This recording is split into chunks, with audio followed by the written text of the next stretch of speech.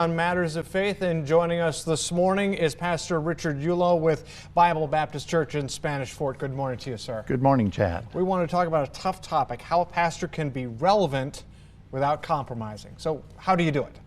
Well, you know, the times change. People don't really change a whole lot. Really, the basis of not changing is having a standard. And the standard is for a pastor and for a church is the Word of God.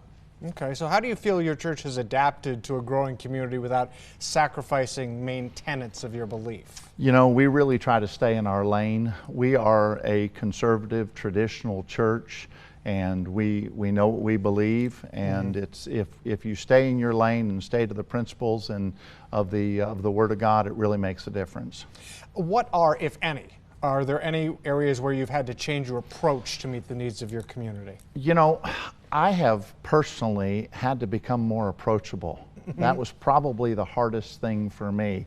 I was very narrow-minded, and you know, as I grew as a pastor and even as a Christian, I became a little bit more approachable, and that was something that was necessary to change to be able to reach more people. Let's dig into that a little bit. When you say approachable, what did you have to change about your the ways you did things in order to be more approachable to people? You know, probably more my demeanor, and you know, you can be straightforward about things, but you don't always have to be harsh.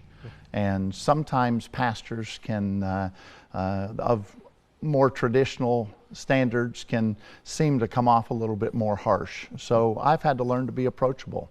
Pastor Richard Yulo with Bible Baptist Church in Spanish Fort. We'll talk more about the idea of remaining relevant in the next hour of News 5 this morning.